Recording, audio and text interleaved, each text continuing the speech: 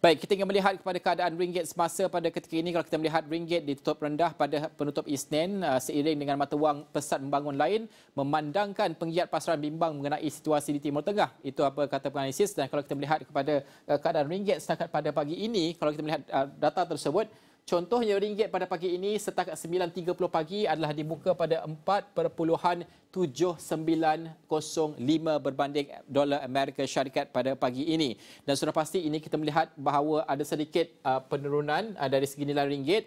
Dan juga kita lihat pada awal tadi pun lebih kurang begitu keadaannya.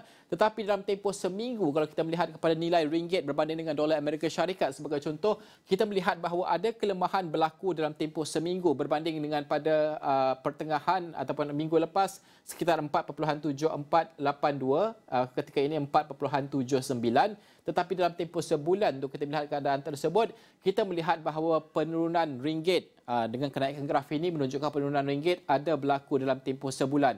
Kalau kita melihat pada bulan Mac sebagai contoh, ringgit pada 21 Mac berada pada sekitar 4.7020. Dalam tempoh 6 bulan kalau kita melihat pergerakan nilai ringgit juga ada sedikit pemulihan pada ketika ini pada tempoh 2000 pada tempoh Januari pada 4.59, namun keadaannya semakin memuncak pada saya kira pada sekitar Februari ataupun 20 Februari pada 4.7911 dan pada hari ini ia kembali berparas yang sama pada 4.79 pada awal pagi ini. Dan sudah pasti kita melihat bahawa antara faktor yang mempengaruhi kedudukan ringgit semasa pada ketika ini adalah bagaimana pengukuhan dolar dijangka akan berlaku disebabkan oleh ketegangan ataupun konflik ketenteraan antara Iran dan juga Israel yang pada ketika ini berlaku, di mana pelabur-pelabur akan mula mencari safe haven untuk pelaburan mereka ataupun lokasi yang lebih selamat untuk pelaburan mereka, antaranya adalah bond Amerika Syarikat.